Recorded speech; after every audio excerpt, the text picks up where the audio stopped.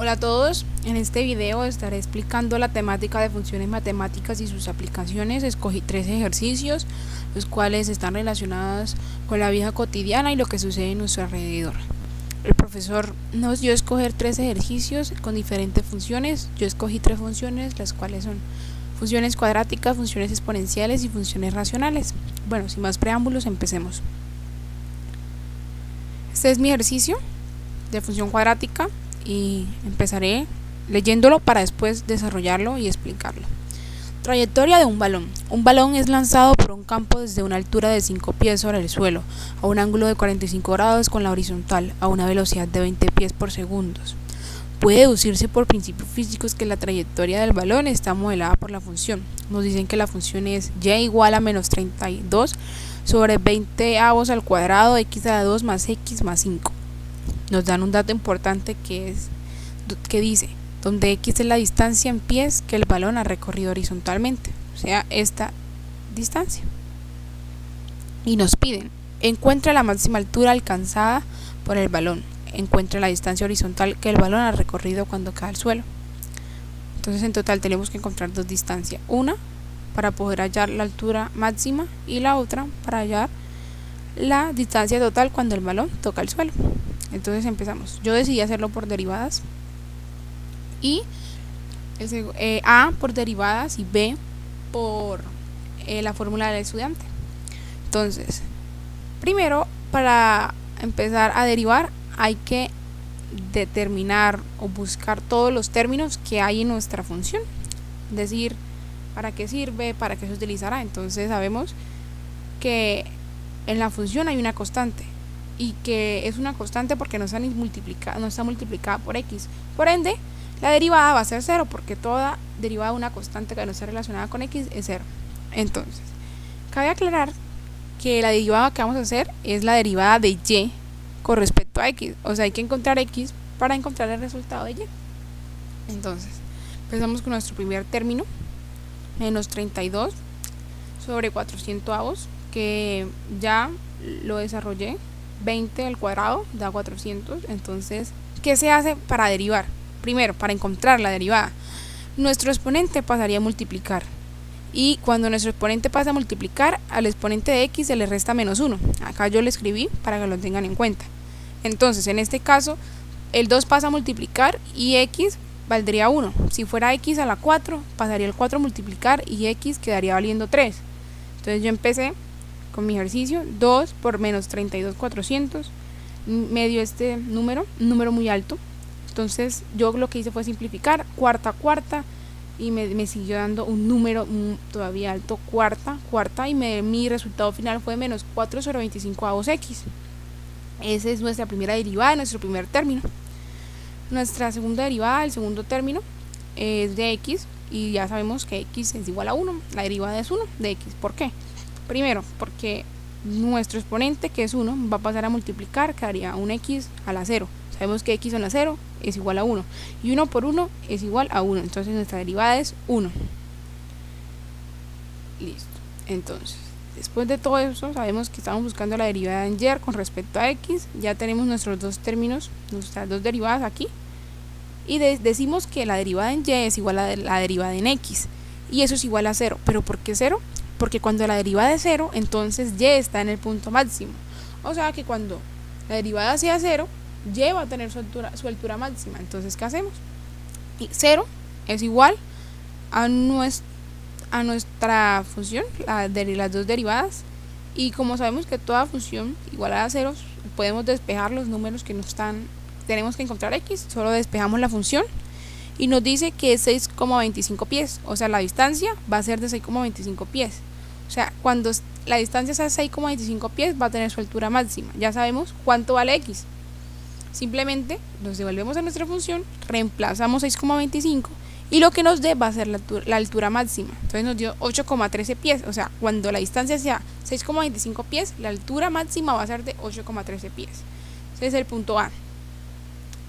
El punto B nos dice que cuando el balón toca el suelo, o sea, cuando y la altura sea 0. Entonces simplemente nuestra función sería igual a 0. Empezamos a despejar x y sabemos que nos va a dar dos raíces, ¿sí?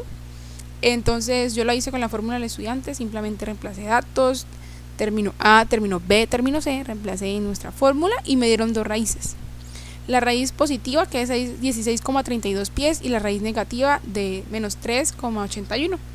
¿Cómo sabemos cuál es la correcta? Pues la correcta es 16,32, la positiva, porque eso quiere decir que es en la distancia que está después de que el señor lance la pelota. La negativa es antes de que el señor lance la pelota. Esa no nos interesa porque no nos están pidiendo eso en el ejercicio. Nos están pidiendo después, cuando la pelota que es lanzada ya llegó al suelo. Entonces ya encontramos en el punto B. Entonces yo lo grafiqué en GeoGebra y aquí, como pueden ver, está la gráfica.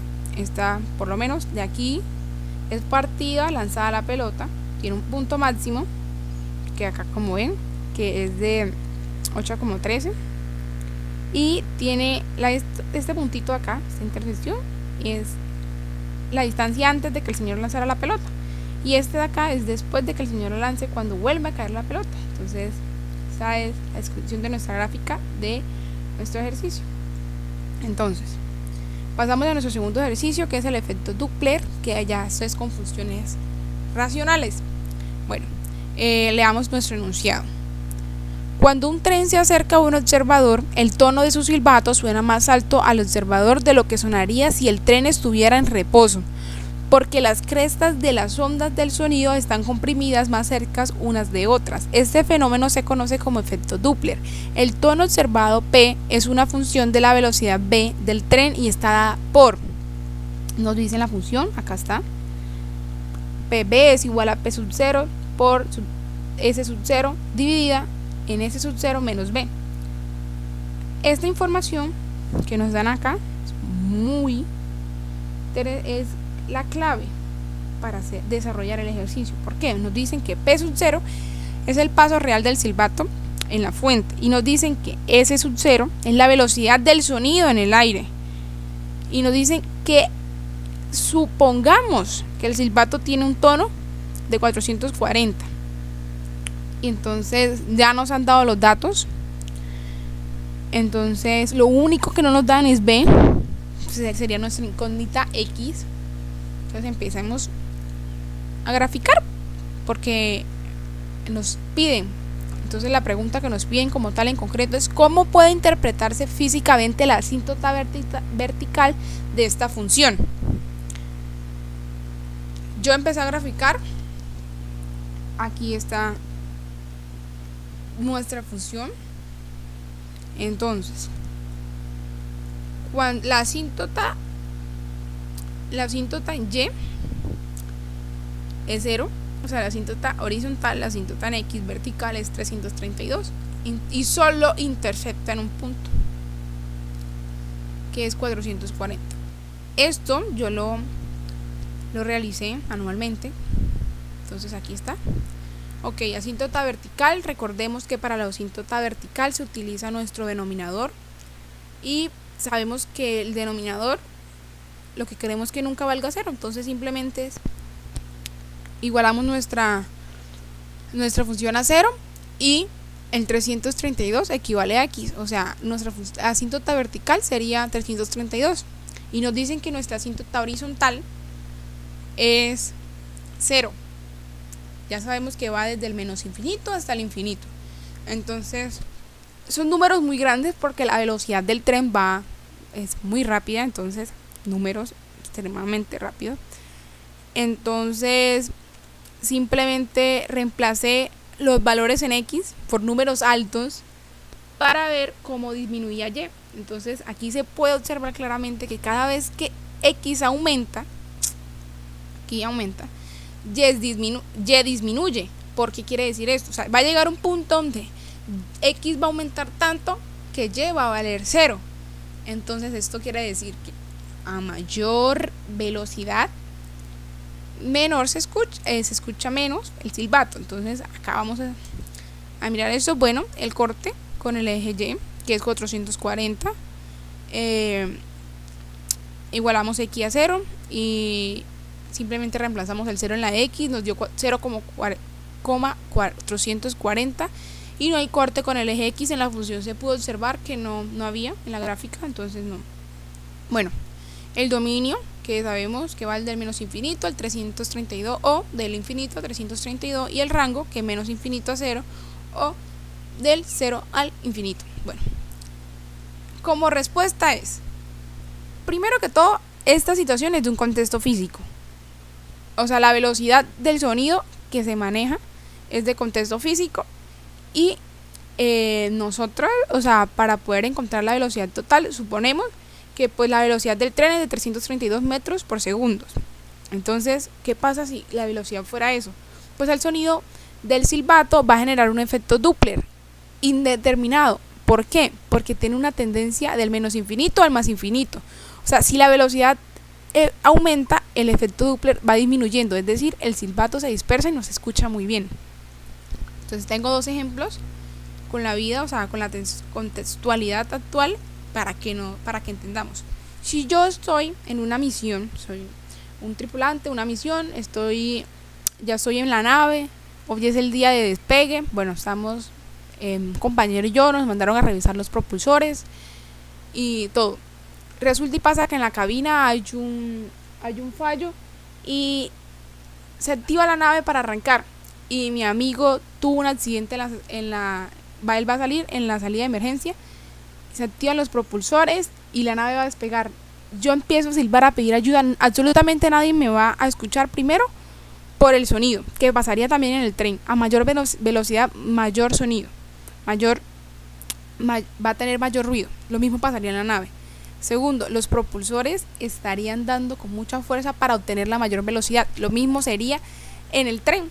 La velocidad va a hacer que lleve mucha fuerza y no se va a poder escuchar, o sea, se dispersaría el sonido. En cambio, si yo estoy en un parqueadero con una velocidad de 10 km por hora, lento, suave, podría escuchar alarmas, pitos y otro tipo de ruidos. Entonces, conclusión, mayor velocidad, mayor fuerza, mayor ruido, y se dispersa el silbato. Paso a mi tercer ejercicio. Bueno, yo escogí un ejercicio de función exponencial. Les voy a hacer un preámbulo, un abrebocas de qué y cómo se maneja la función exponencial. Bueno, acá nos dicen que la función exponencial es aquella que la variable independiente x aparece en el exponente y tiene de una constante a. Quiere decir que la variable va a estar de exponente y la constante va a ser la base, ¿ok? Entonces, si la base es positiva, o sea, la a, la función va a ser creciente, y si es negativa, va a ser decreciente. O sea, si la base es mayor que 1, va a ser creciente. Miren cómo la función creciente. Y si la base es mayor que 0 pero menor que 1, pues va a ser decreciente. Bueno, acá, como les había explicado, el x, nuestra variable independiente, va a estar en exponente, y si hay un negativo, una resta, se desplaza hacia la derecha, y si hay una suma, pues se desplaza hacia la izquierda. Cabe aclarar que la gráfica siempre va a ser la misma, ella simplemente se va a desplazar hacia un lado, hacia el otro. En este caso, el exponente es el desplazamiento horizontal, él determina a qué lado de la parte horizontal se va. Y si tenemos un numerito que no está relacionado con x ni con nada, entonces este va a ser el desplazamiento vertical, decide si sube o baja. Un caso importante: toda función exponencial tiene asíntota horizontal. Otro, no importa si la función es entera o fraccionaria, si es decreciente o creciente, el punto de corte inicial siempre es 0,1. Listo, entonces ya, preámbulo. Ahora sí pasamos a nuestro ejercicio, que es sobre la reproducción de bacterias. Nos dicen: en condiciones ideales se sabe que cierta población de bacterias se multiplica en t de días. La expresión para determinar el crecimiento de dicha población de bacterias está dada por la forma. Nos dan la función, nos dicen que y es igual a 2t menos 1 más 3. Ok. Entonces nos dice, plantea un bosquejo, o sea, una gráfica de la población del tiempo t, entonces t sería x, y nos dicen que pues demos las características de esta gráfica. Hacemos la gráfica. Lo que tiene y se resalta de las funciones exponenciales es que las gráficas que representa son muy fáciles de analizar y muy fáciles de sacar los términos de ahí. Entonces aquí les puse las intersecciones, las asíntotas, acá les dije. Primero, otra cosa muy importante de las funciones exponenciales, su dominio van a ser todos los reales van a ser su dominio. Bueno, en la asíntota, como sabemos, siempre va a tener asíntota horizontal, o sea, asíntota en Y. Acá. Entonces va a ser 3, miren, podemos observar acá. Y las intersecciones solo tiene un punto de intersección, que acá podría ser muy fácil detectarlo, que es 3,5.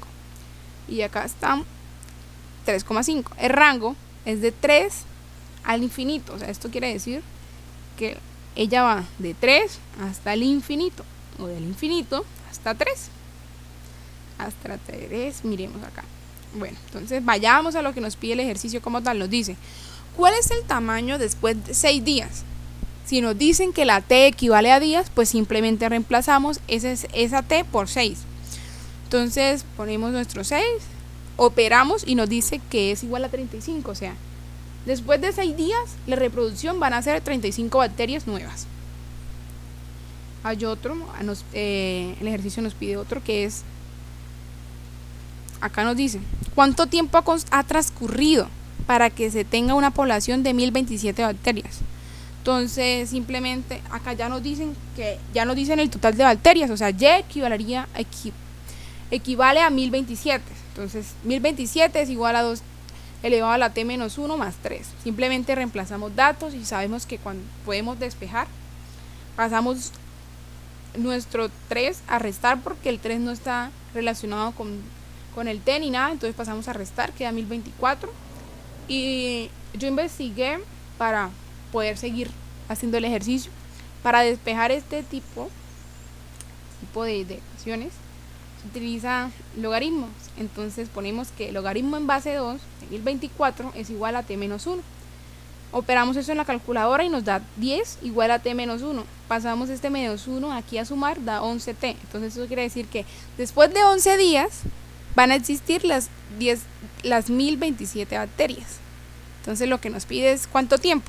Pues el tiempo es 11 días. Bueno, estos fueron mis 3 ejercicios. Espero que hayan prestado mucha atención, que les haya gustado y muchas gracias.